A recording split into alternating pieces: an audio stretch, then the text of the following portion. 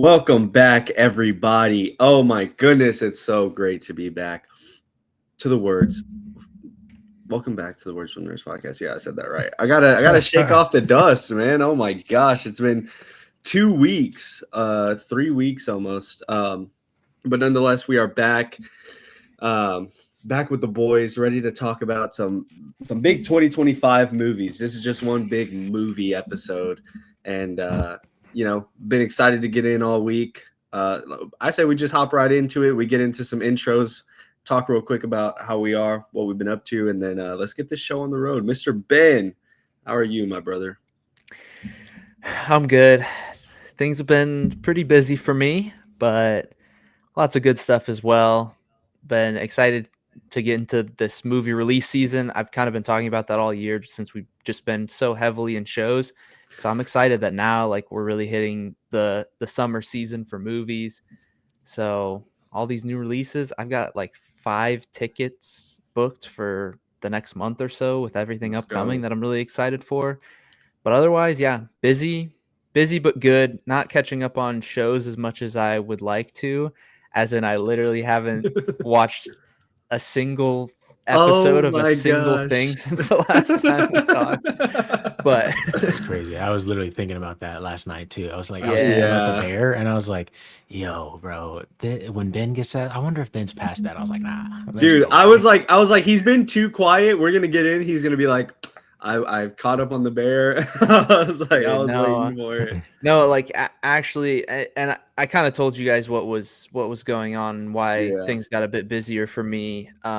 So legitimately, no progress on any shows. Even the MCU rewatch that my wife and I were doing, we haven't watched a single one in the last couple weeks. I've stuck to the new releases just because I've had tickets bought in advance for those, but other than that, I literally haven't been watching a single thing, which is unlike me. So I'm hoping that changes here pretty soon in the next couple of weeks. Hopefully I'm gonna try to get caught up on the bear, I promise.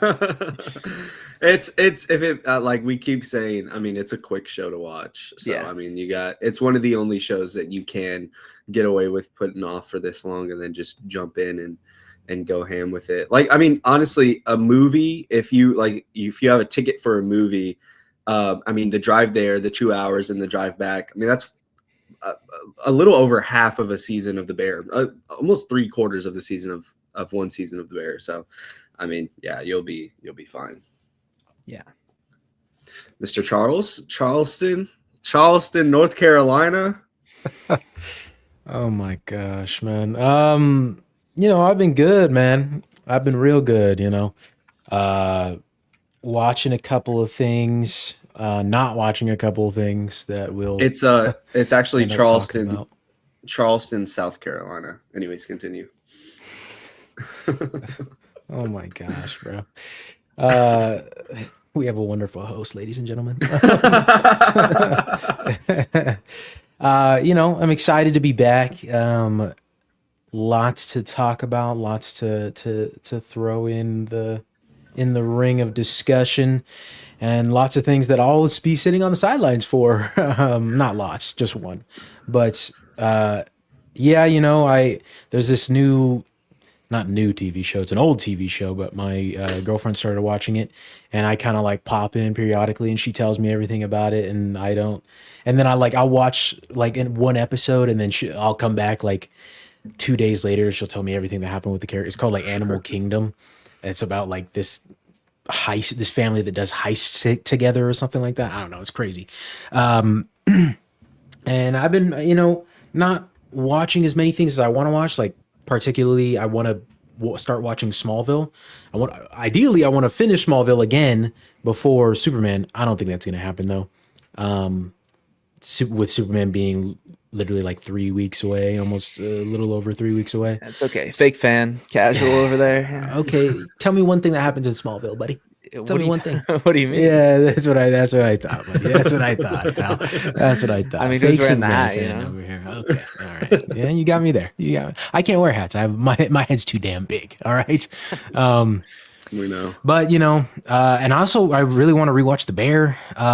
Season 3, I want to give it another shot. before season 4. I might be able to fit that in before season 4 comes out, but because honestly, there's a couple things that I loved about season 3, truthfully, and I haven't given it a fair shake. But yeah, other than that, I'm just living, man. I'm just living, recording for YouTube stuff. That's what I'm doing. Let's go, Did you get the baby. Switch too? Oh yes, I forgot it's been that long. Yeah, I did. I've been playing Breath of the Wild for the first time. A little bit like not so much because the game I'm recording for YouTube is also like a big open world game, and I feel like doing 2 different games that are that vast is kind of overwhelming a bit. So I've been taking a little bit of a backseat with Breath of the Wild. It is really cool, really fun though. Mario Kart World a little bit. I'm not the biggest Mario Kart guy, though, is the thing. But I knew that I wanted to have like the launch game with the console, if anything. And I especially didn't want to pay $80 for it separately if I decided I wanted it later. So like it's fun for a little bit on the couch co-op thing, but like the big open world stuff doesn't really do anything for me. Like I'll drive around for like 20 minutes and then I'll be bored of it. But it's cool. It's fun. It's quite big. When you're playing it handheld, it's pretty big, I guess. Not as big as like my Steam Deck, but still pretty big. So that's nice because from what I remember, the regular Switch, the first Switch, is relatively small for my big hands. So I think people complain more about the shape of the grip than the actual size. Yeah, that's what I haven't personally had that issue, but I have seen that. And if it was an issue for me, I'd probably just buy the Pro controller, which I plan on doing anyway at some point, or like a third party, like you can add like these rubber grips or something to the sides of the Joy-Cons. Sure, yeah. But yeah, it's fun so far. Also, Mario Party Jamboree. Been playing that as well. Also, I guess Ben, I know I'm going long in the tooth here. I want to shorten it, but we talked about a little bit when before we recorded like 2 weeks ago, how I was playing Odyssey on my Steam Deck, and I kind of feel like I might want to stop doing that because there's so much of the controls of that game are like the motion based stuff, and because I'm doing it on my Steam Deck, I don't have that. I don't have access to that. Yeah, that makes sense. Yeah, so like I feel like I might want to stop and actually get it on the Switch too and try it there. Sure. But I don't know. We'll see. We'll see what happens. Would probably be a better experience overall. Yeah, that's what I'm thinking too. Oh, and I'm excited for Donkey Kong Bonanza. That looks pretty fun. So yeah, cool. Awesome. I'm doing great. The wedding was literally perfect, man. It was they're not lying when they say it's the happiest day of your life. It was a lot of fun. Everything went exactly according to plan, which is good for her. I told you I was really nervous about her state of mind more so. So like the whole wedding morning, I was talking to her sisters, and every time I'd see them, I'd be like, "How's she doing? She good?" They're like, "She's fine. She's just hanging out." I was like, "Oh, all right. Well, I'm freaking the fuck out over here." Like I'm sitting there like pacing and walking to the door like 30 times, but it all worked out. It went perfect.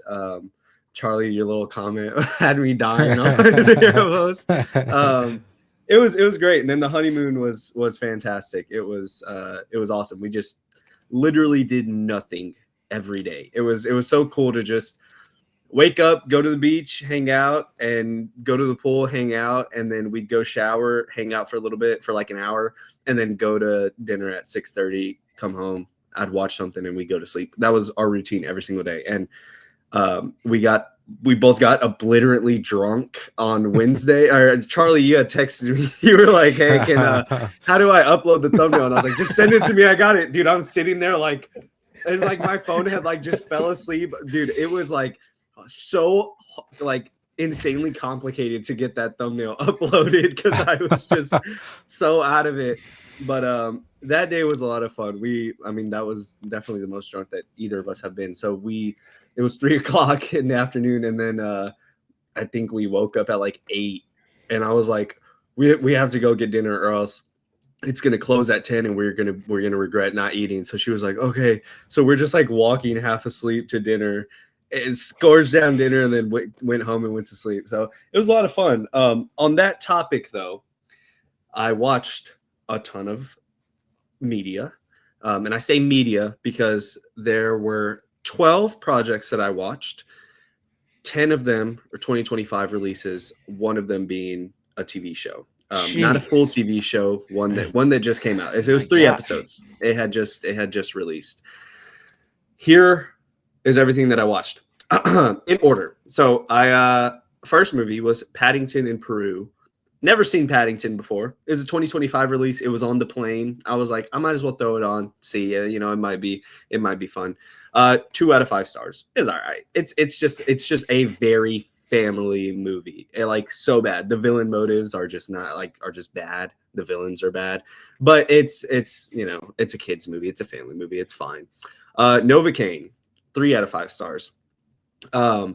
Very fun action. Jack Quaid is a great actor, very charming in almost every role that he's in. Would have slapped another 1.5 stars on this if it weren't for the horrendous love interest. Did not like that aspect at all. I think that little like shoehorned in plot twist that they add in, and then also like just nerfing his character throughout the movie, because like I get it. It's a cool aspect of like, yeah, I can't feel pain, but that doesn't mean that I don't still suffer from the injuries and like don't still get like tired. But like that point at the end of the movie, it was, which spoilers for Novocaine if you haven't seen it, where he's just like down for the count and then she kills her brother, and it's like, all right, like what are we doing?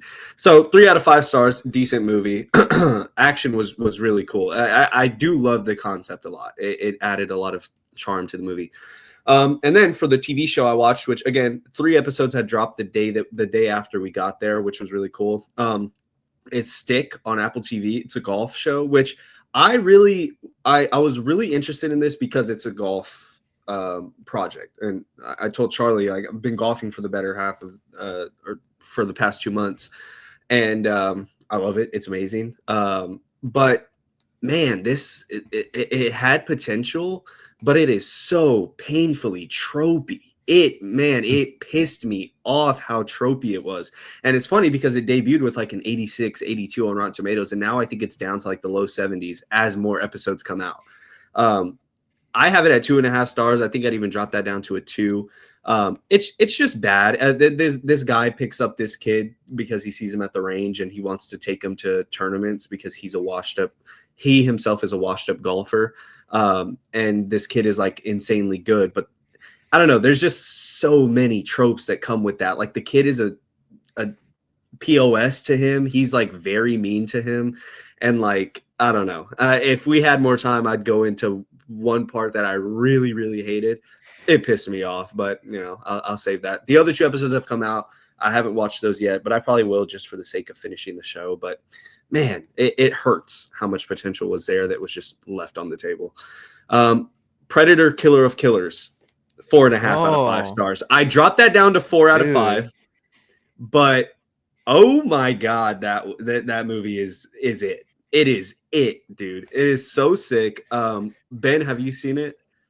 No, but I knew it was coming out because I know that there's also the live action movie that comes out next year or later this year. And I heard great things about it. So it's been on my list, but I'll bump that up and try and prioritize that at some point in the next couple weeks.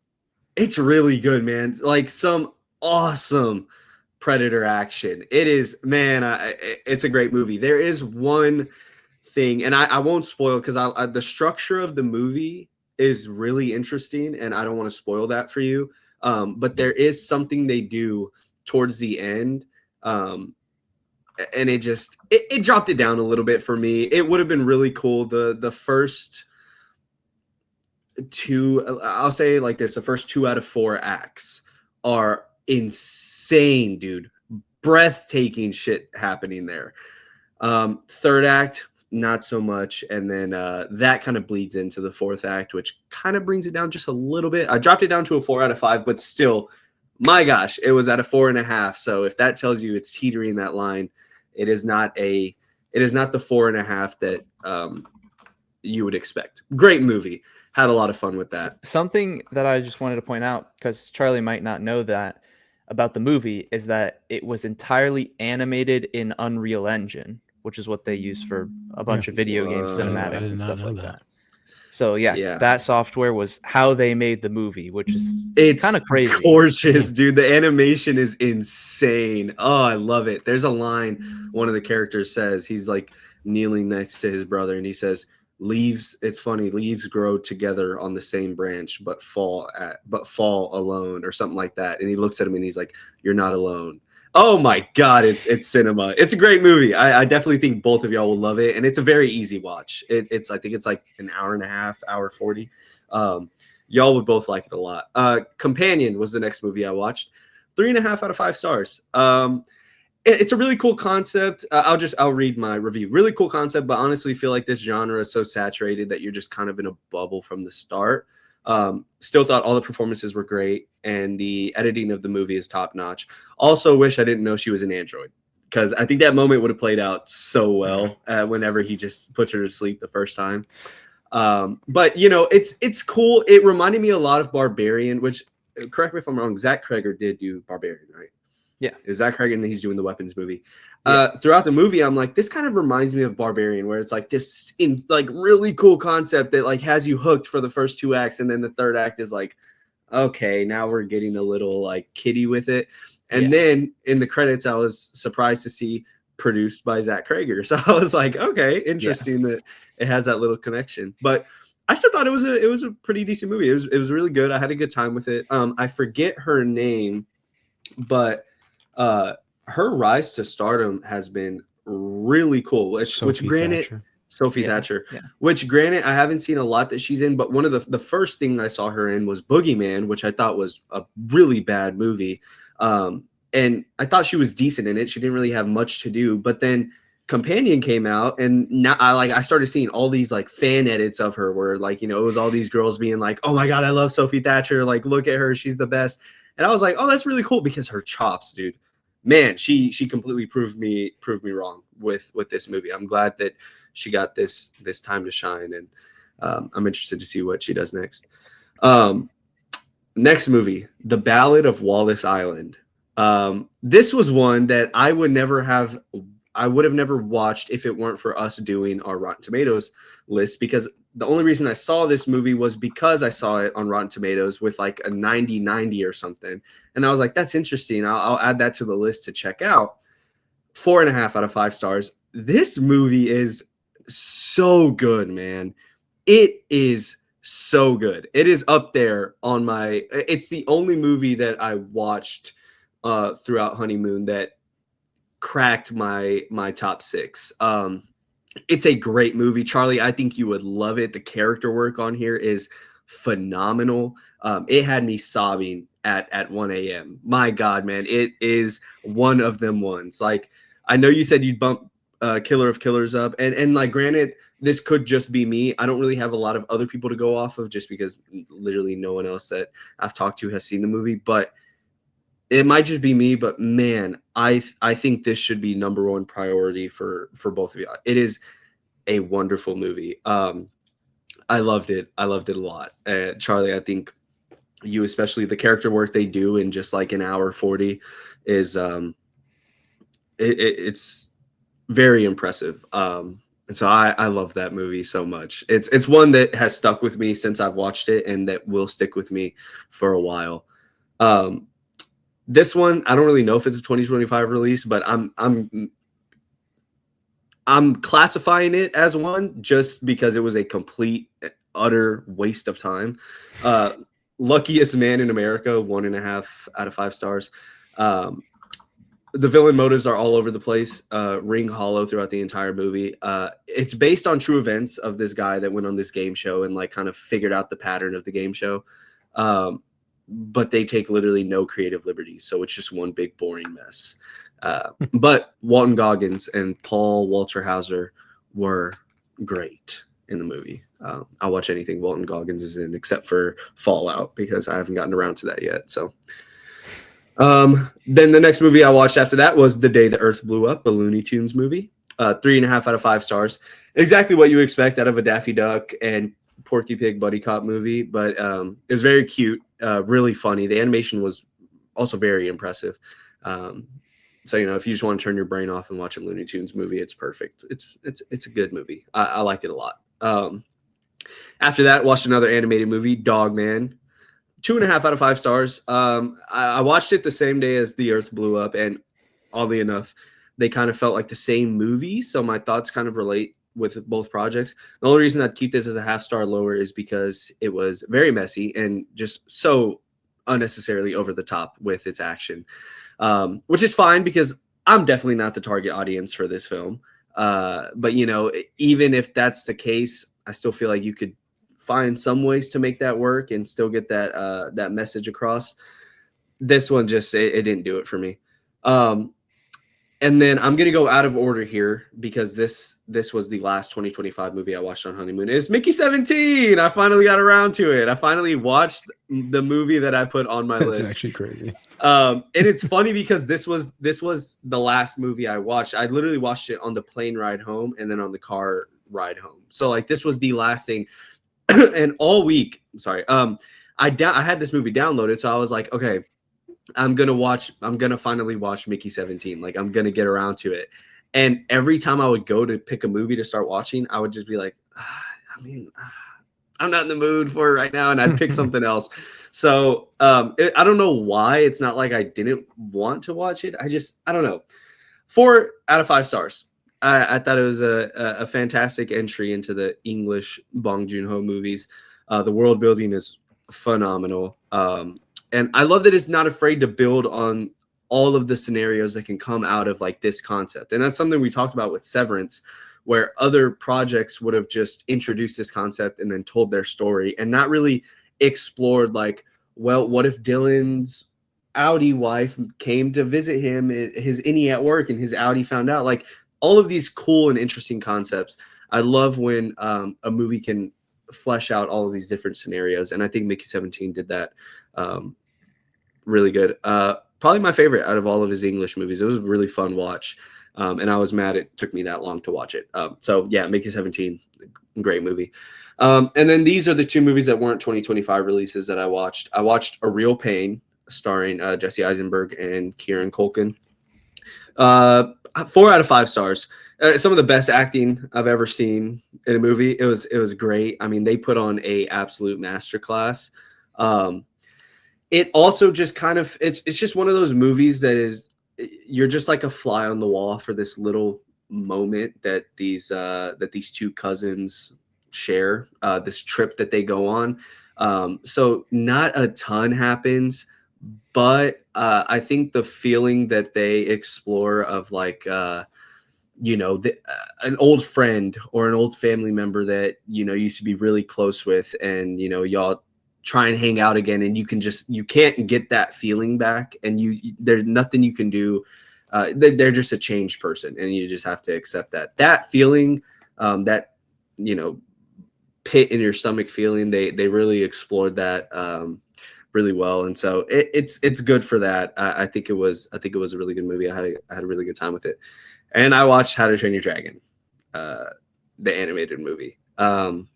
But we will get to that later. I think, just to, you know, tease my thoughts a little bit, I think it's a perfect movie, honestly. I think it is genuinely a perfect movie. I love it before, a lot. Yeah. I used to be a huge fan of it whenever I was a little kid, and I've grown a lot more fond of Toothless as I've gone, because he reminds me a lot of my dog, like their mannerisms and just like how they look. And so it just like pushes me a little bit more over the edge with whenever I'm watching it, in terms of how I look at Toothless, and then how I come home and look at my dog. And so I had this How to Train Your Dragon comforter that I've had my entire life, and I've had it since I was a kid. And it became his blanket that I would put at the bottom of his kennel so that he could sleep on. And he's had it ever since I got him, and we moved over here with it. And so I kept it in his kennel, and then one day he got really sick and just like diarrhea all over it. And I told Maddie, I was like, man, I'm so sad that I have to throw this. Like, I was genuinely sad that I had to throw it away, because it was just not fixable. I was like, man, I'm so sad. Like, he's had this since he was a baby, and like, you know, it's like my childhood blanket. Like, I was genuinely upset that I had to get rid of it. And also, I remember getting the when McDonald's had the How to Train Your Dragon toys, and I would beg my parents to go every single day because I wanted to get all the different dragons. And so yeah, it's a perfect movie. It just reminds me of a little piece of my childhood. And so yeah, I mean, what can I say? We'll talk more about it later. So that is everything that I watched. I also 2 days ago went and watched The Phoenician Scheme. Again, 4.5 out of 5 stars. It is a great movie. I think it might be like one of. I liked it a lot. Have you seen it? Is it? I haven't, but like I've just heard it's just Wes Anderson being Wes Anderson again. See, and people are sick of it, and I'm sick of his style a little bit. The last couple of years, yeah, which I'm not that much now. After Asteroid City, I would have agreed with that take to an extent. But I liked this more than Asteroid City, and I think I'm in the minority for that because whenever I brought it up around Brandon and his friend that we went and watched it with, they both cussed me out and told me I was wrong. But I don't know. I feel like he did a good job at getting the themes across in like not as much of a subtle way as he does usually. This one is very like not very straightforward, but for me, somebody who's dumb, I mean, I was able to walk out and immediately know like, yes, this is what I loved about it. I understand what this driving force is and what he's trying to, the journey that these characters are going on, and this big scheme that he's doing, which I'm a huge scheme guy. I'm a huge scam guy. I mean, Better Call Saul. And so this huge scheme that he's doing, being the driving force for what the movie is actually about, which is a father and daughter connection. And, coming out of that movie and seeing where these characters started and then where they end up, and, the sacrifices that Benicio del Toro's character is able to make. And I don't know, I found it very, very endearing. I loved all of the different locations we go to, all of the set designs. I mean, it is a beautiful movie.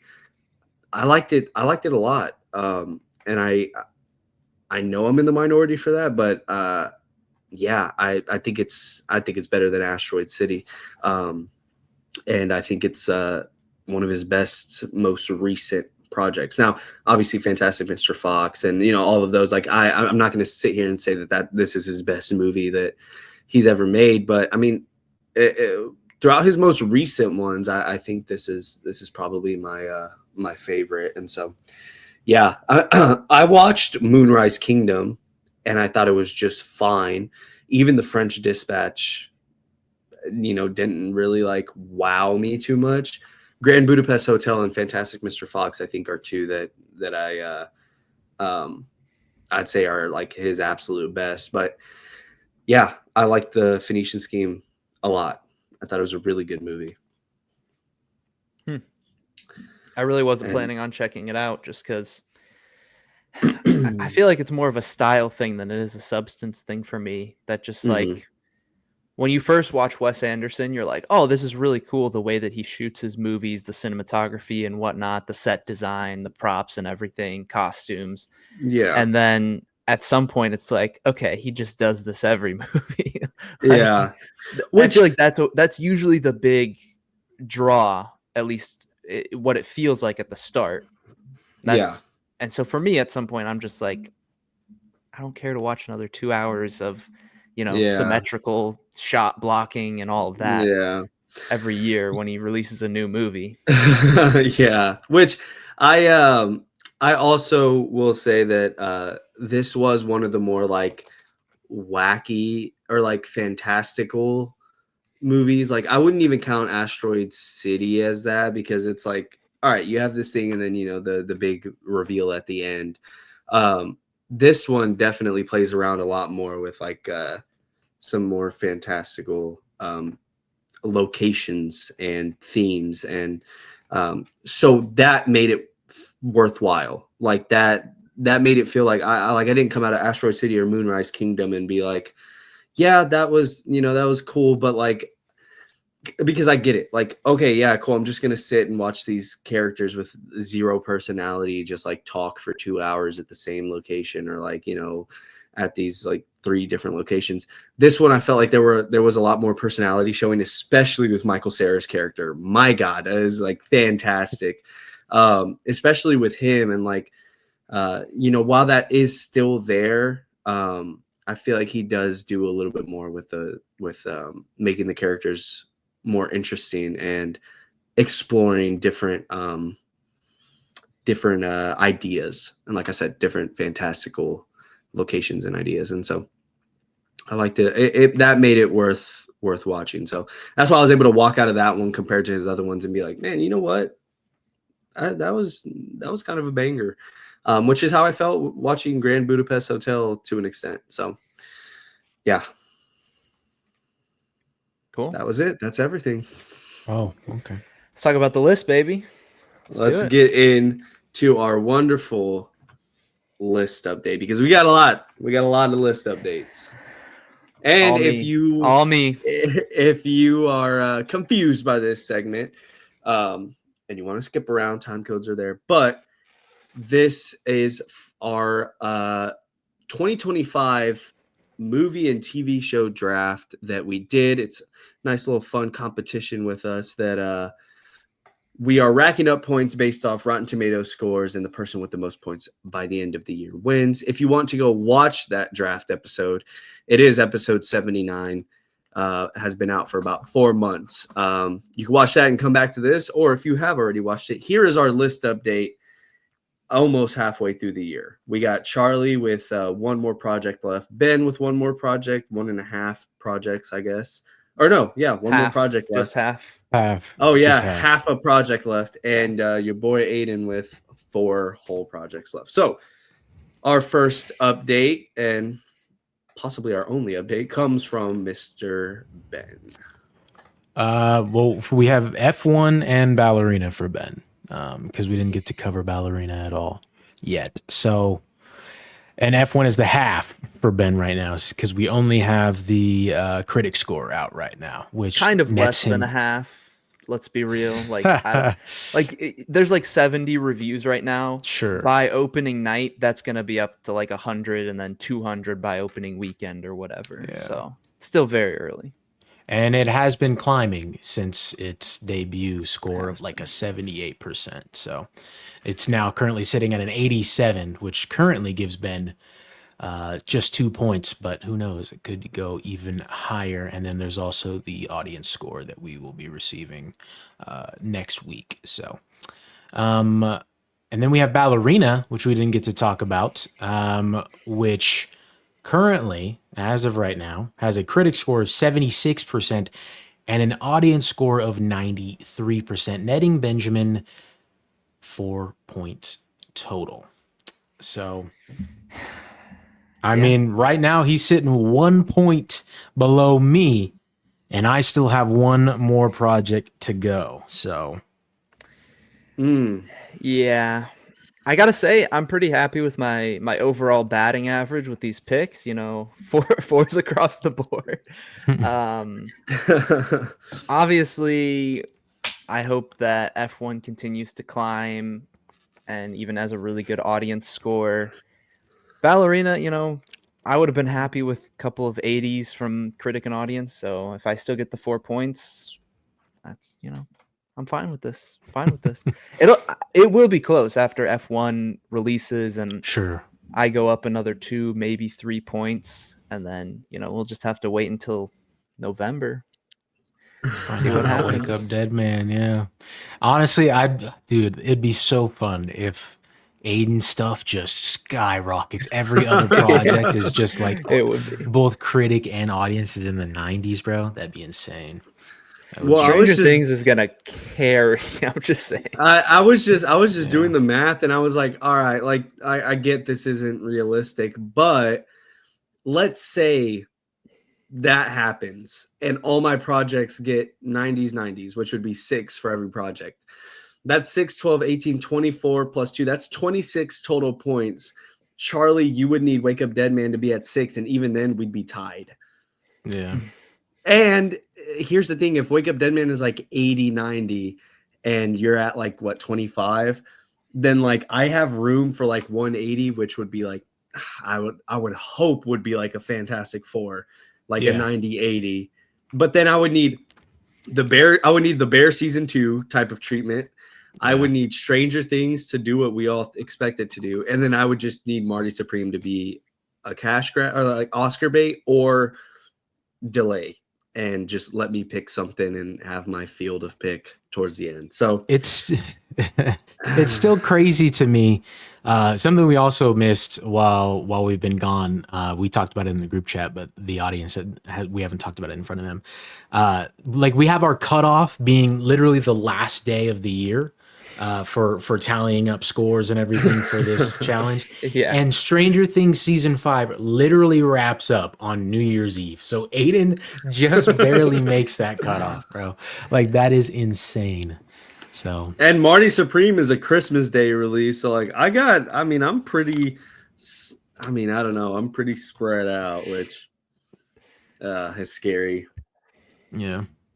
Yeah. What if Marty Supreme gets pushed? Do we think that that's a possibility or no? Oh, well, I was talking to Brandon about it, and I was like, it's already in like post production. Like, there's no way. Like, they already have the date set. And he was like, yeah, but if they're like really like going for the Oscar with this one, Sinners also came out, so it's like, why not push it to March next year? And just True, but then also both Michael movies are going to come out next year, or at least one of them. Yeah. I mean, you're really stuck either way. It's just more so like, do you think Sinners has a better chance? The Odyssey. I was going to say next year is more competitive for Oscars, I would say. Yeah. So, I mean, speaking of the Odyssey, little side tangent. Apparently, we're going to get the first teaser for it right before Jurassic World. So yeah, that's a couple cool. weeks. Awesome. Yeah. They're doing anything they can to get people to go see Jurassic.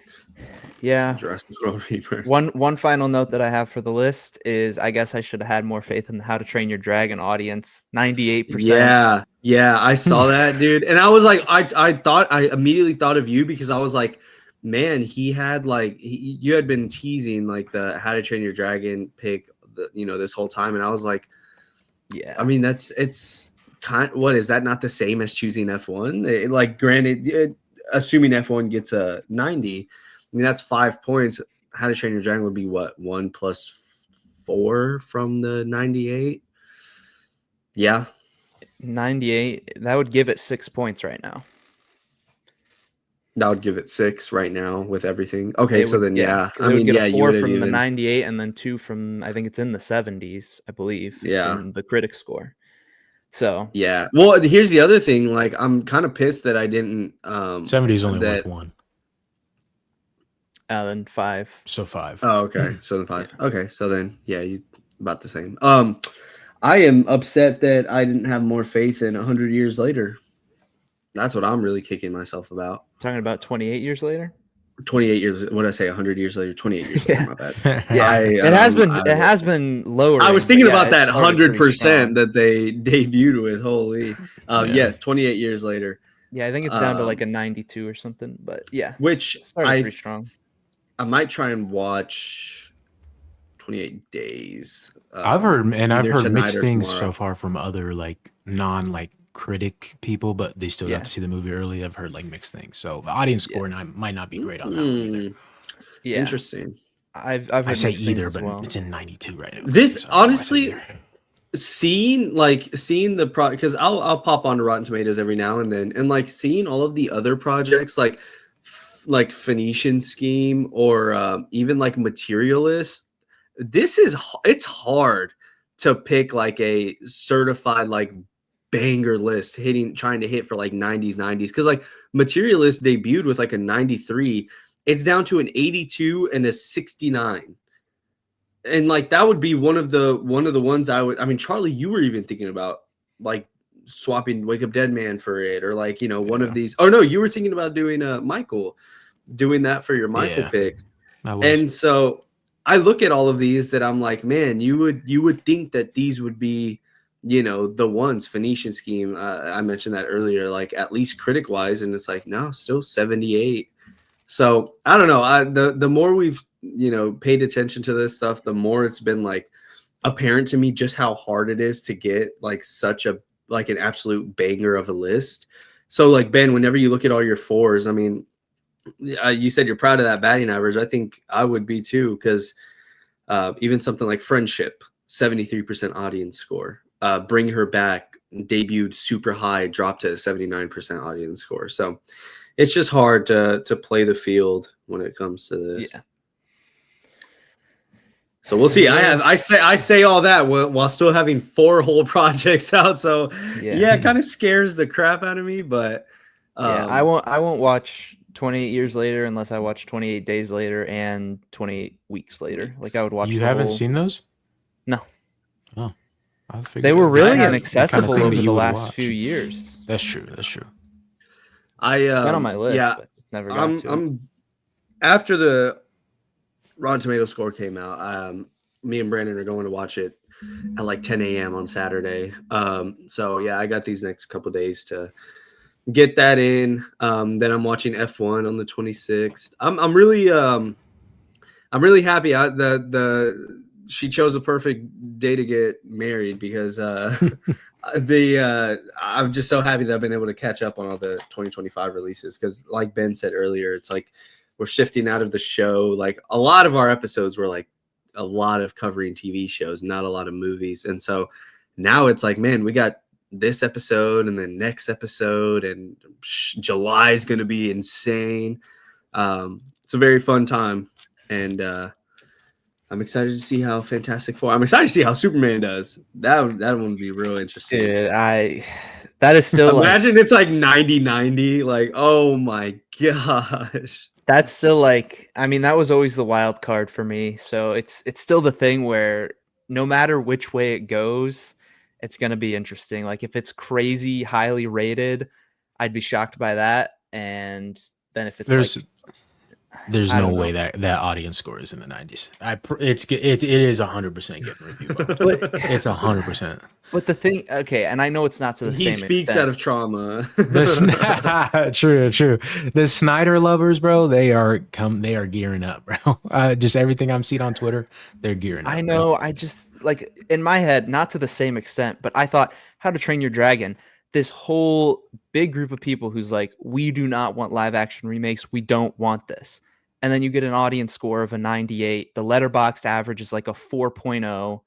Like, sure, it's hitting.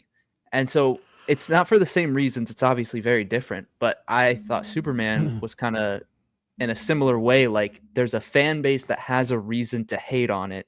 And yet, in How to Train Your Dragon's case, people have been loving it. So, I mean, it's still like definitely up in the air. And I don't know. It's probably just going to debut at like a 77, and then, it's whatever. I don't know. We'll see. Yeah, it'll be an exciting next couple weeks. We'll get a decent amount of Charlie, bro. Just let the boy handle it. All right, just let me handle it. Yeah, we'll get a decent amount. Let the husband handle it. Yeah. All right. These two married guys trying to talk to me, bro. It'll be a lot of fun. I'm excited. I'm excited to see what all of these projects debut with. It'll be fun to keep an eye on how the list could have looked. And so yeah, it's a great period of time for cinema. Let me pull up. Look with me at the top, bro. That's what you should be excited to see. Me at the top. Yeah, all right, baby. buddy.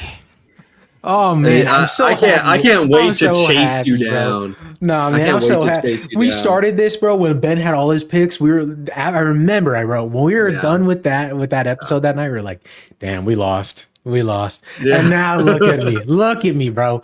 Look at me, man. Oh man. Crazy times. It's funny because the episode after that, Charlie, we got in here and we were like, all right, yeah, Ben's not here. We can just call it how it is. That boy won. I mean, whatever. It's fine. And we were just like coping for the first 20 minutes of the episode. Dude, it's not my fault that Tom Cruise fumbled the final Mission Impossible. That is true. Bro, if The Last of Us didn't get review bombed, I'd be untouchable. I would be untouchable You're now. acting like it doesn't deserve it and that we didn't trash on the entire season. Like, Hold what on, it doesn't deserve to get review bombed. It doesn't deserve 37%. I don't think it deserves 37%. No, Let's be real. It might. 50 at the lowest. 50 at the lowest. I think you gotta take be that real with 92 yourself critic and, score and be happy with that. Come on. You're so lucky, man. And the critics are tripping on that one. So lucky. The critics are tripping on that. That's what I'm saying. That makes Average me is so a 90 mad. and the 30, and it's about what it should be. That's crazy. And I'm gonna call it now. I feel like that 90 critic score getting you out of those negatives, that will come into effect later on in the year. After everything's said and done, I think that will be very important. Same with Mission Impossible. Like those point differences are going to be very fun to There's some see how close they shake out. My net zero, dude. Wake on. Up Dead Man. It's just got a slap. It's got a slap. We'll see. He's doing something very different. The Did he say that? trailers, I didn't see that. the teasers look like he's not following the same 6 rich people in this like murder mystery. It looks like it's going a different route. So we'll see. Also, in terms of Netflix stuff, Mindhunter might come back with 3 2-hour movies. Oh my God, I am so up. I've never been this high before. That is the greatest news ever. Speaking of bangers, let's go ahead and get into our first movie of the day, and that is How to Train Your Dragon, the live action remake. Something that literally everybody asked for, something that everybody wanted. And so we're here to discuss it. Now, Charlie has not seen the movie. He has seen How to Train Your Dragon, but he has not seen the live action. But me and Ben think it's fine. We think he'll be just fine participating in the discussion because, believe it or not, it's the exact same movie, just with people and humans. Ben, would you want to go first here, or would you want to go first, Ballerina? What do you got? I'll leave it up to you, man. I'll go first. Well, here. hold on, real quick. Actually, I want to go first just because I don't have anything to say. Okay, yeah. But I just want to say the fact that it is, and I'm sure you guys are going to mention any sort of little differences that there may be. But just the fact that, and I'm never usually one of these people about like huge on anti live action remake stuff, but the fact that it's like exactly the same kind of makes me mad in that way. Like it's just, it adds more fuel to the fire that animated stuff is more illegitimate than live action stuff. Like you're making the exact same movie the exact same way to make it more palatable to the wider audience, which sure, in fairness, that it has to do with like the way audiences just in general, the general public view animated stuff. And maybe like that's what this kind of goes for, is to try to stir people to that. But I feel like if somebody's seeing this for the first time and then they go and watch the animated one, they're just gonna have the same thing that we're having right now. Oh, it's just the same movie that I just watched. So and the live action one is vastly better, is what I think in my head. But obviously I don't know how people operate. But in this respect, having this like this is just kind of, it throws me out of it. Like what was the purpose of this? Just to show that animated stuff is inferior. And obviously, as a lover of Into the Spider-Verse, Across the Spider-Verse, etc., and other projects like the original How to Train Your Dragon, like I don't like that idea. But that's all I had to say.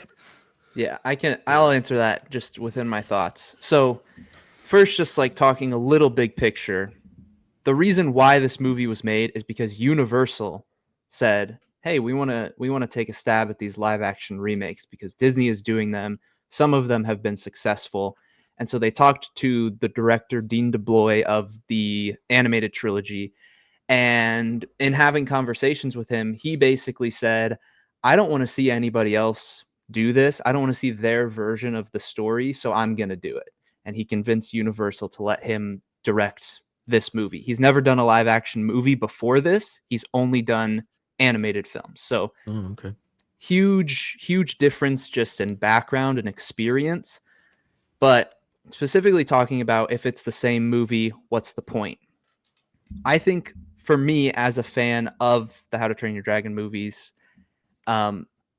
this movie hitting the exact same story beats does not take anything away from the original. I don't think this movie is better than the original. I think this is like, it's a step below because it doesn't have the same special feelings that I have with the original movie. Like all of the emotional scenes, there are really good things in here, and some stuff that having actors emoting does give it a little bit of a distinction in how it hits emotionally. But the heights of emotions that I feel from the animated movie that come from my connection with it, I don't have that same connection with this film.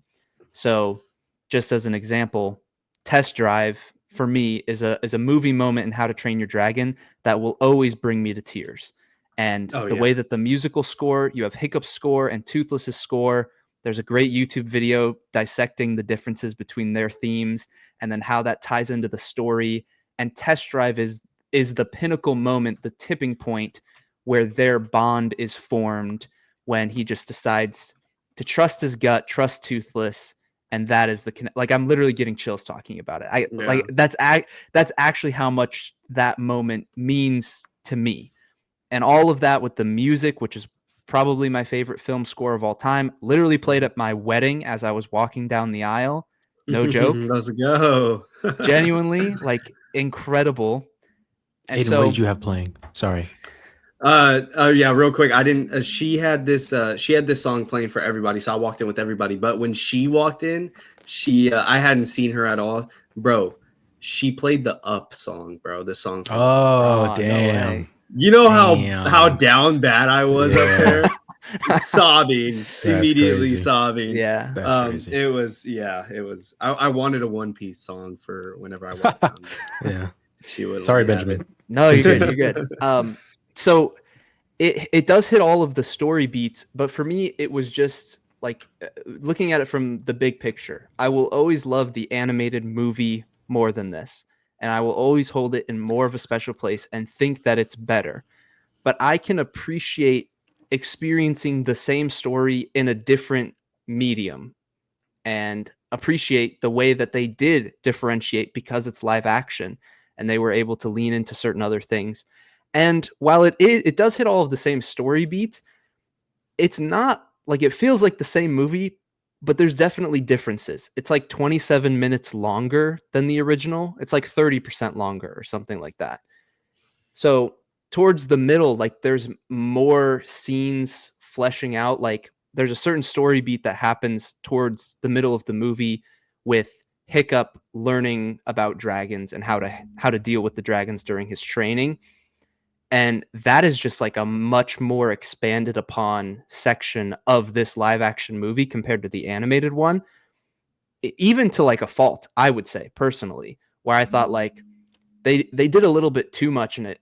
I don't want to say that it dragged, but like I was used to the story beats of the original. So then when this one happened and I'm like, okay, like usually we would already be getting into it a little bit more with him and Toothless and whatnot. And instead, like it's taking a little bit of time to get there.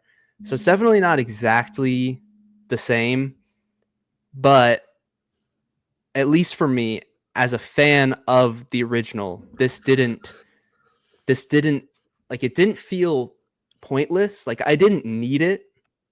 Obviously I would have been fine without this, but it still brings me joy to see the thing that I love translated well into live action. And I would say even more so because they kept it true to the original.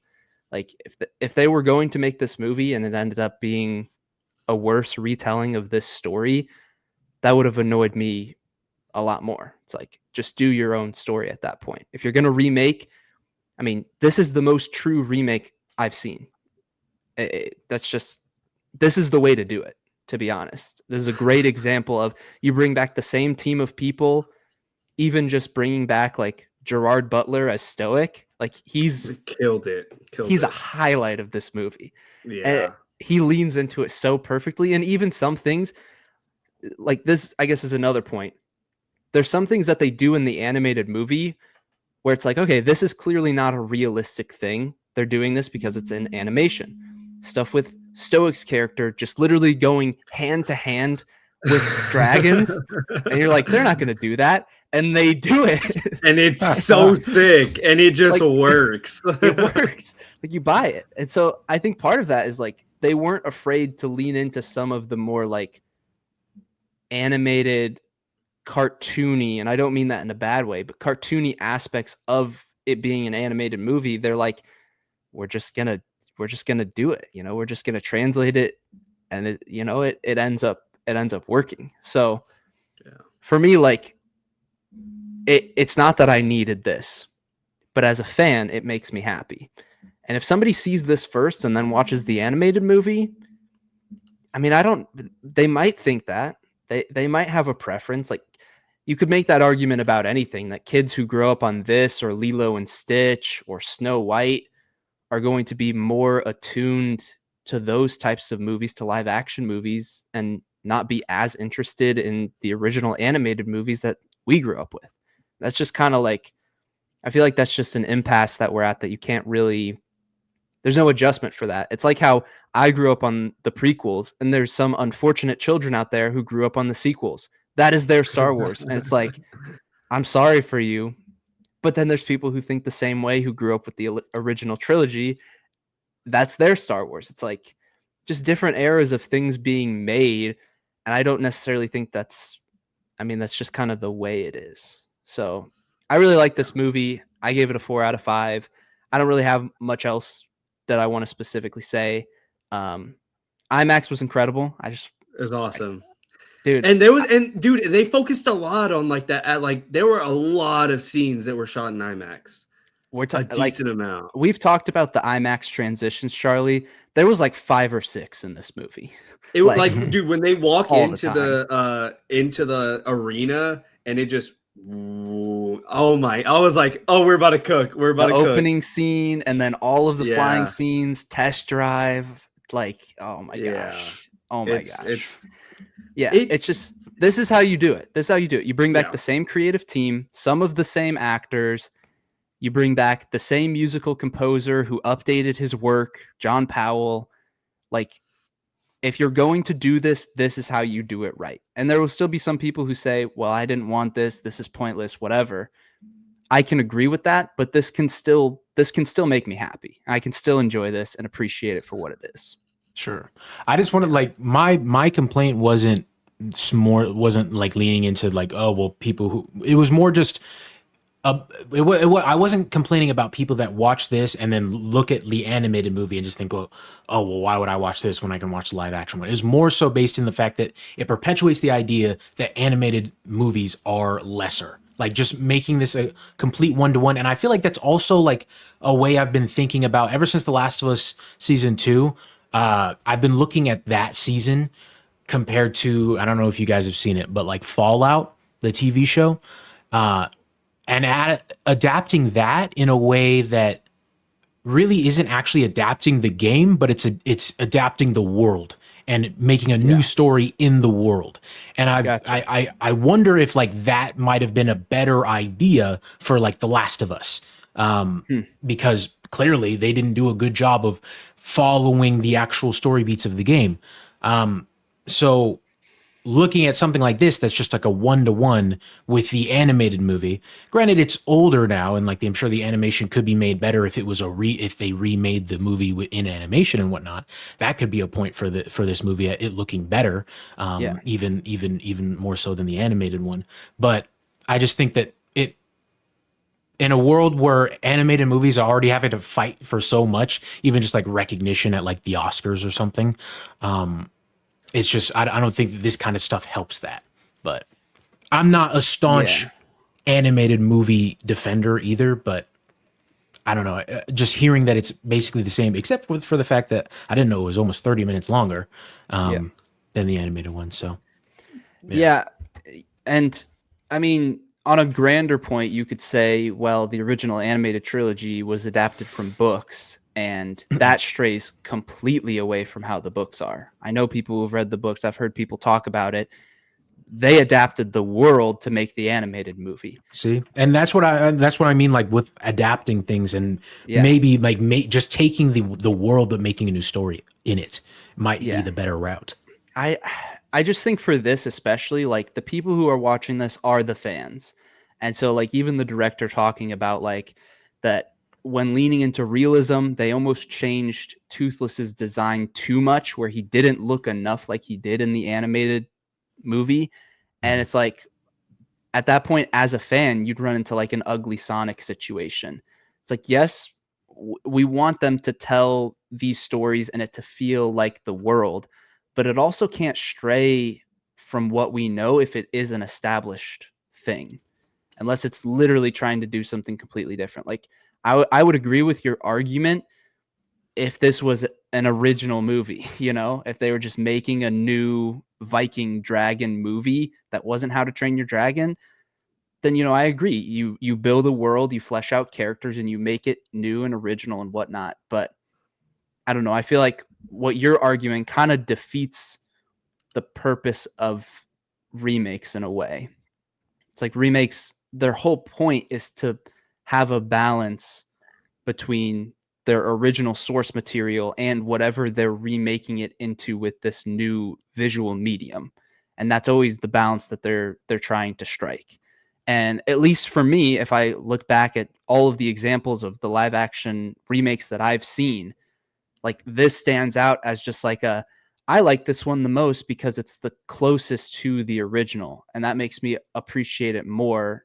Not like at that point, you're basically saying that no live action remakes should exist. Which, if you think that, you know, that's your prerogative. But I think both can exist. You can have the animated films; they can be appreciated, and you can have this medium.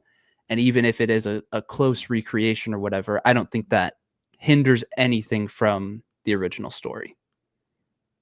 I'm not saying it hinders anything. Again, I'm not saying anything. It hinders anything from the original story. That's not. I'm just talking about strictly making it in an animated style versus making it in live action. Doing the same exact story just seems like it takes away from animation as a whole. That's my only point. That's where I strayed away from talking about remakes and whatnot. I disagree with you a little bit on remakes being like the balance, especially if this doesn't seem like it was a balance. It seems like it just was a copy. It wasn't finding the balance between doing different things and doing new things. If everything was or not doing different things, doing new things, doing different things and doing the same things, if everything was the same thing down to Gerard Butler's character punching dragons, you know, that doesn't sound like it's changing much of anything except for the 30 worth minutes of footage that they changed and I mean, like, okay, I should clarify. When I say it's the same movie, I mean it hits all of the same story beats, the character arcs, all of that is the same. But like actual certain scenes, there's things that are added. There's even characters that are added that are not in the original movie. Just like there are little subtle differences. What I more so meant by the balance was that a remake like this, the balance is between we're taking our original source material and we have to balance how much of that can we actually translate into live action medium. I wasn't just strictly talking about story, but also even visually. Like I've thought about How to Train Your Dragon 2 and How to Train Your Dragon 3. I have no, like those movies are huge in scale. I have no clue how they're going to tackle either of those movies in a live action form. It will be insane to see compared to this one. So I think that is more what I was talking about is like you're balancing based on your original source material, but also figuring out how to actually translate it well into a live action movie. And in this case, they didn't do shot for shot. Like that, if it was shot for shot, exact same runtime, exact same scenes, same dialogue, everything, I would totally agree with you. What this movie is it hits the same story beats. The characters go on the same story arcs. Like all of that is consistent, but it doesn't play out exactly the same with all of the scenes throughout the movie.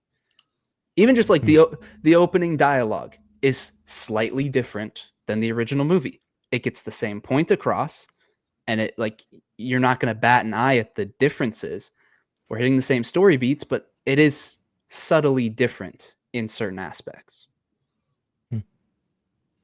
Okay. If it was shot for shot, I would agree with you. I would be on the camp of it should not be a 1-to-1 remake. But what are your thoughts on just like, do you think that this hurts how the world views animation at all? Like, is that a thing in your mind whatsoever? If it does for some people, I think that they just are ignorant. I don't know. Like, Sure. I don't feel like this should be a cause for that to happen. And if people take it that way, then, that's kind of on them. Like, I don't know. I don't feel like this would push people any more than they were already pushed by their own opinions. Charlie's real brave for being a big advocate for this, and Buddy won't even pick up anime. Like, come on, man! You're the Dude, last hold on. person. My problem with anime isn't anything with the animation. Okay, it's just like, golly, they do too much, bro. Like, calm down. Well, Over animated, if anything. Golly, you seen some of the things in One Piece? Crazy. Yeah, I mean, the One Piece has its moments. Attack on Titan, though, completely different story. I don't think they do any of that. There is a lot of screaming. Oh my god, Aaron's voice actor is wild. Hits different though. Yeah, and correct me if I'm wrong, Ben, but did they also not focus a little bit more or like add some more of like Hiccup's infatuation with Astrid than there was in the original? Or did that just come off that way to me? Is that There's probably a little bit more because they do extend out that middle sequence of events a little bit more. So they just, they just have more interactions. So that just kind of happens naturally. Well, and the other thing was I had seen beforehand, I had seen a lot of people talk about Stoic and Hiccup's relationship and how they tweaked it a little bit for the live action. And so I was getting real scared that they weren't going to include the scene of "You're not my son," but they kept it in there. But what they did change was like his little look at Hiccup, where like he walks away and he kind of feels like regret for saying that. And then whenever they get to the dragon's nest, he says Hiccup gave us a chance. And so it seems like they kind of softened that blow a little bit. Again, I'd have to go and see if that is an exact 1-to-1 scene from the animated movie or not. But I did see people talking about it, so I kept an eye out for it. And that was what I stumbled upon, was that little look of regret he has, and then also being like, "Oh, Hiccup gave us a chance. Hiccup gave us this chance right now that we have." Also, oh, bless you, Charlie. Also, what's his name? Is it? That's crazy, man, bro. I just be looking at you. All right. Is it Snotlout? Him and his dad, kind of fleshing that out too. It's very father-son, a great Father's Day movie. But yeah, very like the father and son themes here. It feels like they're a little bit more fleshed out than they were in the animated movie. Yeah. I totally. That's good to hear. I love it in the animated movie, so it's good to hear. Yeah. I cried. The conflict between those two. Gerard Butler is like, dude, he's a highlight of this movie. The acting in the movie is like really good. Like I'd be lying if I said that wasn't a worry I had going into it, but I think they all killed it. Especially Nico Parker. I think she really nailed Astrid. Sarah. You should have known that from Last of Us, bro. I still stand by. They did her death scene better than the game. I still stand by that. Yeah. Well, I mean, she's great, and like even when the moment that she asks him like, "What are you gonna do about it?" And whenever she tells him, you need to, like, whose side are you on? You need to pick a side. There were a lot of moments that I was like, man, and like the absolute best one I think is whenever Mason Thames says, "Well, we've killed thousands of them." Yeah. My God, that whole scene, like, dude, just the chops, the pure chops, like that made it worth it to me. Like I'm not saying that I'm excusing the entire movie just for that one scene, but that right there, I was like, all right, this isn't what I expected it to be going in. Like going from an amazing animated movie like that, doing it in live action, and like I said in the past, taking all the sauce away from it. to still have scenes like that stick out, and to still see two actors just bouncing off of each other. And again, as Ben said, seeing, two humans do it and seeing it in this medium, it I was happy. I really was really happy with it just didn't make the movie feel like a complete waste of time. And obviously, aside from like the grand scale of the movie and like seeing all of these crazy flying sequences and the big final fight, aside from all of that, even just those moments where these two actors are just bouncing off of each other, and Gerard Butler is just absolutely killing it. It made it worthwhile to be there. And so I loved that a lot. I mean, it's huge praise. I think the acting is phenomenal. I will also say, I'm calling it now, give it about the next time they do a Peter Parker live action, Mason Thames will be Peter Parker. Dude. Bro, like that's all I could focus on. What? The whole movie, I was like, I could see it. I don't know if I agree with that. He looks exactly like the updated face scan for the PlayStation Spider-Man. Hey, watch! I'm calling my shot right here. I see it 100%. I like his casting. He became less Hiccup as the movie went on, in my opinion. Just like how much. What I mean by that is how much he leaned into Hiccup from the animated movie. Like the opening dialogue that he does, he's almost putting a little bit of a twang on his voice to kind of match how Hiccup sounds in the first movie. But then like that just kind of goes away, and then he does his own thing. And I think he's good, But at first I was just like, oh, he's leaning into the voice a little bit here at the start. And then that just like wasn't really the case. Well, the voice acting in the animated movie is like so good. It is just top tier. Especially, I don't know how to pronounce his name, Jay Baruchel. Absolutely love him, and This Is the End. But his voice for Hiccup is like perfect. And there were moments where I watching the movie, I was like, Mason Thames, it kind of he would hit it just like perfect every now and then. And I'd be like, okay, this is very, very much Hiccup. But yeah, I'd agree. He kind of took some creative liberties. But yeah, I thought the acting was phenomenal.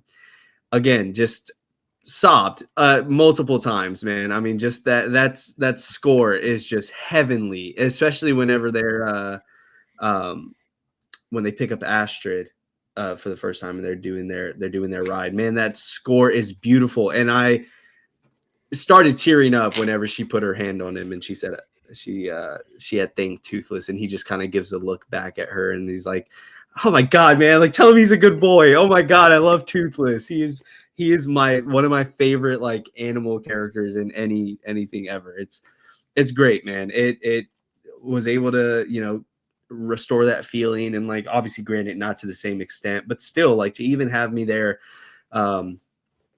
crying in that last big fight, and to hear to just hear that score in that big final fight. Oh, it's cinema. We're going back to rewatch it on Saturday because Maddie really wanted to see it, but I was like, I gotta watch it before the pod. I was like, well, we can go Saturday and we can go watch it. So I'm so excited to go rewatch it. Just at the very least to see How to Train Your Dragon in theaters. Like mediums aside, just to see How to Train Your Dragon in theaters, just to hear that score.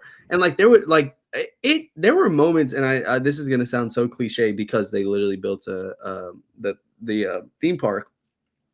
But like there were a lot of moments where I just like literally felt like I was on a roller coaster during those flying sequences. It was awesome. I saw videos of people watching it in 40X with their chairs moving. I was like, oh my gosh, I wish I could. That's so cool.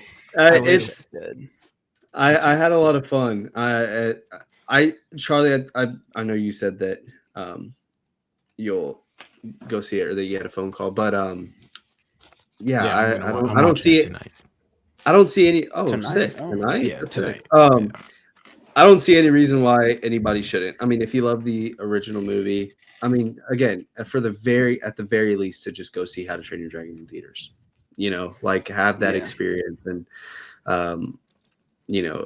get to hear that theme, get to see those flying scenes, and on the big screen. It's great. Yeah, I had a lot of fun with it.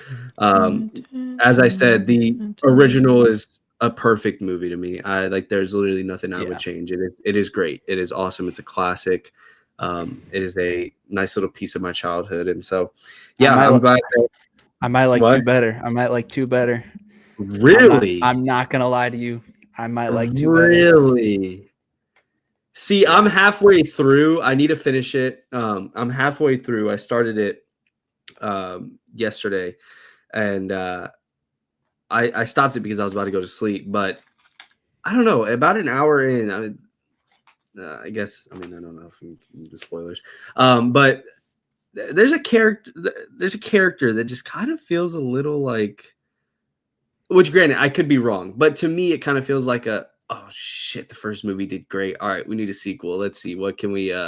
Okay, let's bring this character in. That's how this is a discussion for another day, but that's a crazy take. I will finish it, and I will watch 3 because I think I only watched the first 2. Obviously, don't get me started. That's a crazy take. We'll see. I don't know. The first hour so far, I was just like, all right, well, we're kind of just coasting along. But I don't know. I'll finish it, and my opinion could change. But they're making a sequel, right? I saw that it's on his. It's attached to his name already. So cool. Yeah. I mean, I had a lot of fun with it, man. It's How to Train Your Dragon. There's not much more you can really say. It's a great movie. Alrighty, and the glazing's over from you too. He's gonna come back. Oh, bro, yeah. What was your rating in? 4 out of 5 as well. I have the saying animated movies suck. I have the. We already know you discriminate against anime, so it's fine. The original movie's 5 out of 5 stars. So I figured knocking a star down for just taking all the sauce out of the original. It's like, all right, that seems fair to me. Yeah. Charlie, I could never watch this movie again, and I would be fine with that. And I'd be happy just watching the animated for the rest of life. I mean, if somebody was watching it, I would also happily watch it.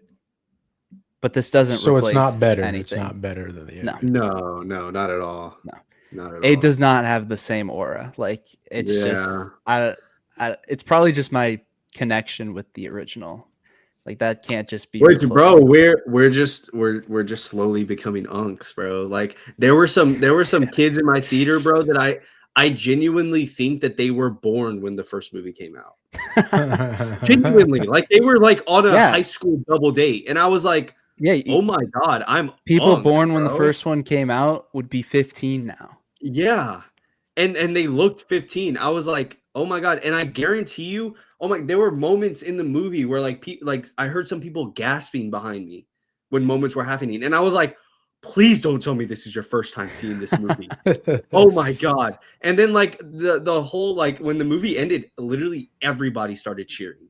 Everybody, like just straight claps, dude, which is like great, like it's warranted, but I'm like, how many people in here weren't even born when this movie came out, and like they're just like, let's go watch. Oh, this is based off an animated movie, let's go watch it. And like they come out and they're like, that was awesome, I love it. And it's like, we're unks, bro.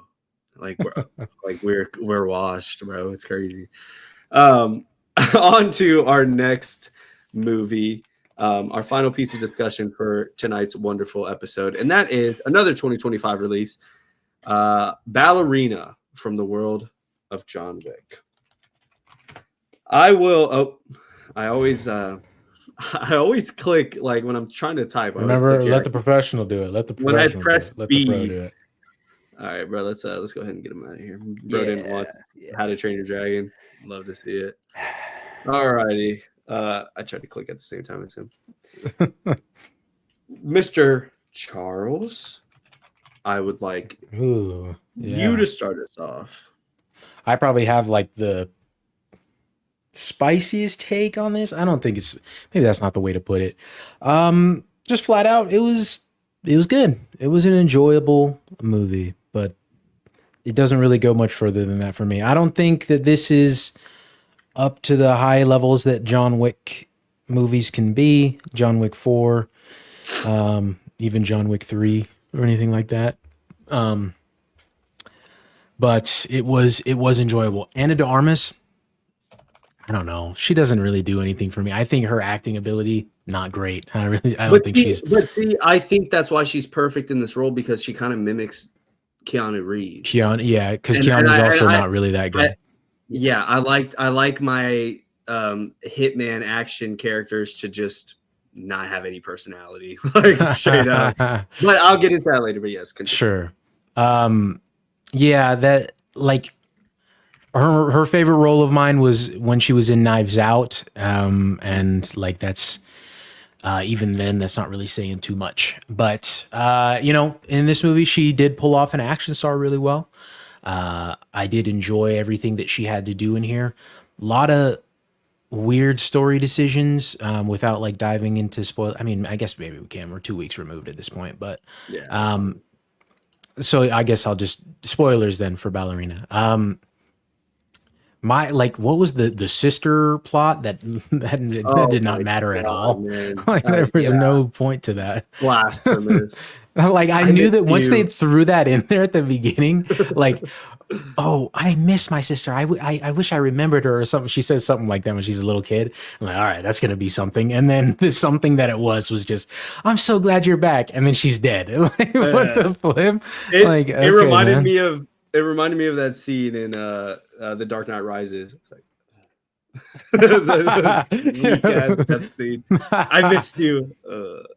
The action scenes were, I will say, the action set pieces themselves were on the level of like a later John Wick movie, like John Wick 3, John Wick 4, that kind of thing. A lot of them were really good, with the exception of, and it really pains me to say because I feel like they put a lot of work into this and this being like a big thing.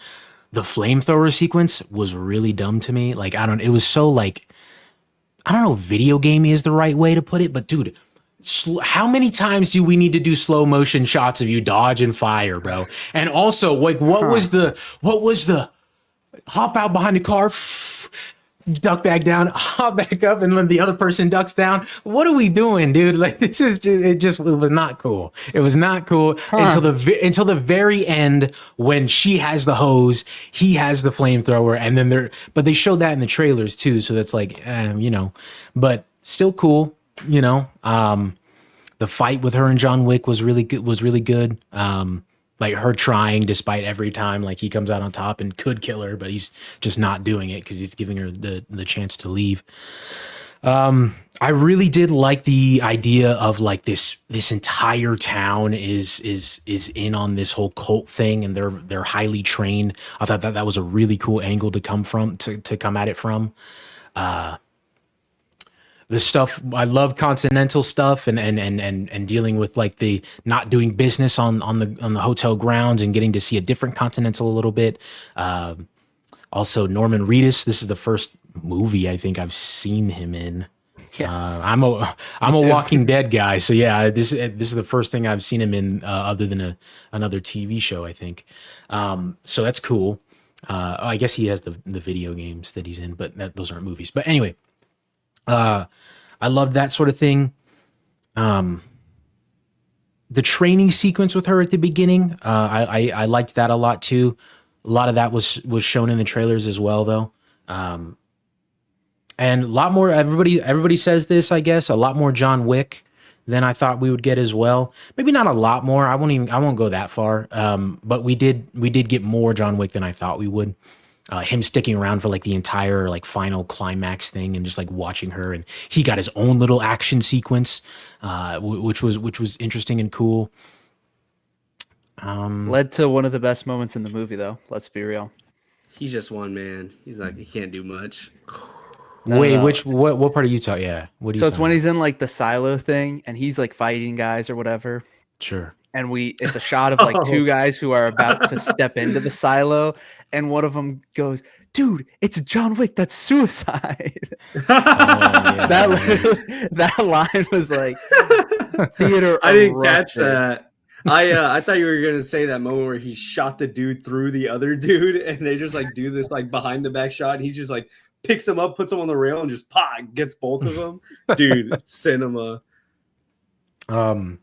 The gun shop fight was also a really good fight. Her slinging grenades everywhere and then wrapping when she had like the last couple left, wrapping the grenade belt around the guy and then flopping over the table. I Oh thought that was my really sick. God, that was sick. Yeah. Lot of really good action set pieces. But you know, at the end of the day, it was just like a classic revenge story, which like doesn't really ever do much for me anymore now these days. Not to be like pretentious or whatever, but like after The Last of Us you Part are, 2, bro. 5-year anniversary, by the way, today. 5-year anniversary for The Last of Us Part 2. Happy After that anniversary to game, you and nobody else. shut up, Ben. But you know, after that game, like I kind of look at revenge stories maybe a little bit differently, and I'm a little bit more pessimistic about them. So yeah, getting that here was cool to see her dad. I don't know if you guys watched The Umbrella Academy. That was a show that I really liked on Netflix. He's from that show. All right. It's not great. It's not a great show, but it's enjoyable. Okay. He's in that show, and it was cool to see him here. But a lot of like when he's trying to leave the house, sneak out of the house with little baby Eve or whatever her name is. He's running with a gun, and he has a flashlight on it, and the flashlight is on. And he's running right by a bunch of windows that are pointed into the house. No shit, they're gonna see you, dude. Like what are you doing? But anyway, good movie. Yeah. If I had to rank it within the John Wick films, I'd probably put it above 1. I'm not really big on 1, and maybe above 2 as well. Above both of them? Yeah, I'm not really. I don't really like the first one. I don't really like the first one, and the second one was add to me too. All right. I mean, if they were in the same conversation, which I think there's a case that they could be, it'd definitely be the weakest out of all the John Wicks for me. Of all of them, really? Really? Yeah. I really like the John Wick movies, and this one just, again, I agree with everything you said. Plot is just very light and just very, like, meh. I think the lowest John Wick movie for me might be like 4 out of 5 stars, maybe 3.5. I'm not sure. I'd have to go and look at my Letterboxd. I feel like it would be the second one. But yeah, I think the action was absolutely fantastic. The action, it like should be held in the same conversation as some of the best action in the John Wick movies. The story and the movie as a whole, I think, should not be, or it would should be, but it'd be last for me. I just same thing. I just think it's a weak plot. I think there were a lot of goofy things, especially like towards the end. He tells the dude, he's like, destroy her. So then when they're having a flamethrower fight, they just kind of like abandon it and just do hand-to-hand combat. Like, is that destroying her? Like, I mean, is there literally nothing else around that you could use to kill her to where you just have to start throwing hands with them? And get ready for the biggest eye roll of the century from these two. Beautiful One Piece reference in here. And it is a One Piece reference because the director watches anime. Love it. Blackleg Sanji. My beautiful Sanji getting his leg caught on fire and kicking her. Cinema, bro. That was like, cool. I'm all for that. Cool. And it's cool because, I mean, anytime Sanji can, he'll, again, the whole over animated stuff, he'll spin around real fast and then his like feet will catch fire because he only uses his feet to fight because his hands are for ladies and cooking only. And so whenever he kicks, all right, One Piece of fire, bro. Bro, I'm telling you, Sanji's such an underrated character. Hands for women and cooking only. They call him Blackleg Sanji, but yeah, he gets the fire on his feet and kicks. And Brandon sold me on this because he told me, he was like, there's a One Piece reference in there and it's so sick. And so I got out of the movie and I texted him and I was like, yeah, that was cool. And he was like, dude, did you see the reference? Or he told me the reference and I was like, really? And I was like, I don't know. That kind of seems like they're playing with fire. Like, I mean, I could buy into that just, off my bias. But then he told me whenever she's shooting the water and he's shooting the fire, like that's just a classic anime trope. And he said that the director has been is outward at saying that he loves anime and he takes inspiration from anime a lot. So then to have that combined with his love for anime, I think that is 1,000% a Sanji reference, which is awesome because I thought the flamethrower stuff was really sick. Granted, yes, I can agree it could be overdone at some points, but still liked it a lot. I think the action is absolutely amazing, and it's cool to see like this universe, aside from Gun Fu having like grenades or her duct taping the knife onto the gun and just like stabbing one dude and shooting another, throwing like an axe everywhere or whatever. A lot of the action was very creative, and a lot of the combat was very creative. And yeah, I think this is some of the best action in the franchise. But yeah, in terms of a movie, the plot was very weak. It was so hard to buy in at times. And then yeah, the sister stuff is just very weird. It's just like, wait, that's my sister. And like, let me go save her, and then let me die. Give her my last words. And then but then also to be like, yeah, like our dad sucked, like he separated us, like your whole life, your entire life, the person that you've done all of this revenge for is a POS, doesn't mean anything, and then dies. It's like, oh great, then why am I here on an island of nothing but assassins? I would have never done this if you would have just told me that earlier. I don't know, it's just moments like that are kind of goofy, but still amazing action carries a lot of it, and it's such a good time. I'm a sucker for a nice, just like balls to the walls action movie, and the whole second half of the movie is just nothing but that. And so while the first half is riddled with some weak plot points, the back half is just like, all right, here's what you came for, let's dump it all on you at once. And that's the thing, like with the sister, like that conversation was so pointless. Like Eve didn't carry any of what she said over into like how she handled the bad guy or anything like that. Like there was nothing that the sister said that was of any importance to the way Eve thought about things. Like if she said something that was disparaging of their dad, like she just didn't listen. Like, no, my dad was like this. She said my dad, not our dad. My dad was like, I don't know. It was dumb. It was a dumb plot point. I think we've established that. Real quick, I don't know how hot of a take this is. I'd have to revisit these movies, but I'm looking through my my John Wick ranking and what I had them all at. Look, granted, this is as I stated last episode, this is the before watching One Piece. This is BWO. This is 2 BWO. John Wick 1 I had at 4 out of 5 stars. So I think I'm right there. They're like half a star difference. John Wick Chapter 2 I have as John Wick Chapter 2 and Chapter 3 I have at 4.5 out of 5 stars. And then Chapter 4 is a 5 out of 5. So I think they get better as the movies go on. I think they only get better for me. Interesting take. So it'd be Ballerina, John Wick Chapter 2, John Wick Parabellum, John Wick Chapter 4. But again, I'd have to revisit those and see genuinely how I feel about those movies. Yeah. So that's never going to happen until John Wick 5, until we get closer to John Wick 5. Yeah, honestly. Yeah. Also, yes, I it took me completely by surprise that we even got to see John Wick back in action. It was just, I was just so happy. I was so giddy because I figured he would just be like, the very end of the movie villain. And I was also worried about how they were going to do that because we see that face off in the trailer. And, a part of me was like, well, you're either going to really hurt his character in terms of, standing up against this new character that we're getting a movie about, or, you just face up against John Wick and she has no chance. And so whenever they get to the fight and he's like, just leave. I can beat you 3 different times. You should just leave. And she's like, oh shit. All right. Well, can I just finish? Just give me a chance to do this.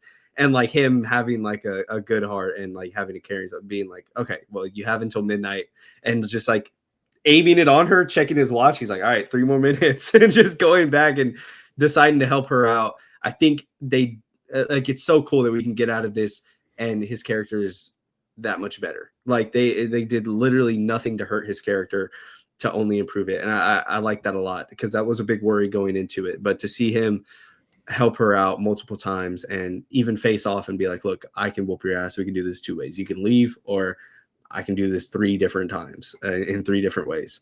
I think it was really cool. So yeah, I appreciated that a lot. And I like that his character got out unscathed. Do we know when this takes place before Ben goes? In the John Wick? I thought it was after 3 because I thought I heard that they filmed 3 and this at the same time and then went back to piece it together to release it this year. I think it's either during 3 or right after 3. It's one of those. Okay. But around that time.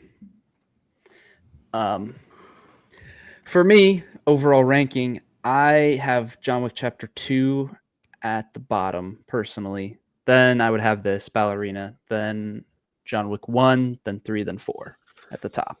So I think 2 is the worst for me personally. They stepped it up in some areas, like the action definitely got better from 1 to 2 and whatnot. They were finding their footing, but I just like the plot of 1 is simple, yeah, but I just think it's executed really well. Like the simplicity of a revenge story, but done with really good choreography, and like it brought me in enough where I actually really like 1. And John Wick getting brought back into the assassin world, even though he's so reluctant to get brought back in, I like that piece of it. I'll probably rewatch these at some point just because it's been a couple years now since John Wick Chapter 4 released. So I'm due as well, but at this point, yeah, that's my ranking. As for this movie, agree with everything you guys said. I liked Norman Reedus. He was in it less than I thought he would be, and kind of wish there was more of him. I just liked his character. And honestly, the way they handled his character is kind of my problem with a lot of things in this movie. Like you guys were talking about the sister relationship. Norman Reedus was kind of the same thing, where they introduce something that's really interesting and then it's like completely underutilized, doesn't serve as much of a purpose as it should. So other than the revenge story, there's just so many like little threads that are started, but there's not very many through lines that happen. And so I think that makes like the story I just didn't really jive with at all. And honestly, like the first hour, like good choreography, even the opening fight sequence in the house, like there was some good shots, some good hand-to-hand combat that was happening and whatnot in the house. Of course, there's always suspension of disbelief, which is why are there 20 armed guys and all of them are within arm's reach for you to be able to disarm them and fight them before they shoot you? Like there's always that, just like, how is one guy not just like, oh, I'm gonna stay back and try and get a good shot off on this guy, and then he's dead. But you kind of just have to suspend disbelief. So good action and some good moments. But really the first half, I was kind of checked out a little bit, if I'm being totally honest. Just because I thought that they were not really finding a good groove with the movie. It felt pretty messy. And then it was the scene where she is in like the weapons shop and she's gearing up. That's the moment where the rest of the film like picked up and I started to really enjoy it. I love the subversion of expectations that we're doing, like, you know, the gear up scene, and then they get interrupted and have to fight within that. Because at first you're just like, okay, you know, this is kind of a little break. She's going to gear up. She's going to go kill some people, whatever. And in this case, they decided to lean into that and subvert that, but then utilize it because she's literally like in an armory. So now we have things to use. And from that point on until she went to the village, like once that kind of clicked, like where we were going, I was able to just be like, I'm just here for the action. Like that's what I care about. And there were some great scenes. I've always been okay with what John Wick has done towards the later movies, like 3 and 4 specifically, where it's like they're clearly setting up with either the set piece or things within the set piece what this action scene is going to be about. So it's like, okay, we're in a room. There's randomly, you know, an ice rink or whatever it was. And so there's ice skates here. Okay, we're going to use some ice skates and the ice rink in a creative way with the action. Thing to thing to thing, so on and so forth. I've always been okay with that because you get to see really cool stuff with things like that, fighting in a kitchen or whatever it may be. So I was vibing with that for the rest of the movie. I thought it was done really well. I think the flamethrower scene for me was a highlight of the movie. Like probably my favorite part. And I think I was able to disassociate a little bit and not think of it in terms of practicality within a movie where it's like, this is not how people would fight with flamethrowers, which again, who knows how people would fight with flamethrowers? Sure, Maybe this yeah, is, yeah. who knows? But I was more so thinking of it from a perspective because I watch a lot of things about behind the scenes with like stunt work and things like that. And I'm literally sitting there and I'm like, they are actually setting these people, these stunt guys, on fire. And there are like regulations about how many people can be set on fire at one time, the duration that you're allowed to set people on fire on. All of that is like super hard regulations for the safety of all the filmmakers involved. And so watching that scene, there were times where I'm like, dude, they had to have broken some records here. Like they're pushing the boundaries. And so just like, I'm a sucker for like practical, crazy stunts like that. So seeing people actually get lit up on fire in slow motion over and over again, like I literally was just like in awe from a filmmaking perspective. Like for me, I was able to kind of step back and just be like, this is cool. Like maybe not in the context of the movie, Sure. but just like the fact that they set these people on fire and it looks amazing because it's real and they actually did it. That's cool. So I loved that so much. And then I always forget bro's a little nerd about that stuff. I am. If I honestly, I've said this before, if I could do anything in the movie industry, I mean, obviously like being a script writer or like just storyboard person or something would be cool, but I would want to be involved in stunts. Like that would be my thing. We've Stunt talked about that coordination. before, Yeah. Anything like that would be totally up my alley. John Wick's inclusion. Yeah. We had more of him than I thought. But I actually think like some people said that his inclusion took away from Ana de Armas because you're just like, oh, we get John Wick and we love John Wick. So now like he's the best part of the movie or whatever. I actually thought he was utilized like completely perfectly for his character in this situation and in this world and in the time frame of where we were at in the story around John Wick Chapter 3. I thought he was utilized perfectly. The fight that he had with Eve, John and I were worried about that going into it. We were like, how are they going to handle it? And then we literally looked at each other and we were like, it's perfect. You know, he didn't miss a beat. He clearly won instantly over and over again.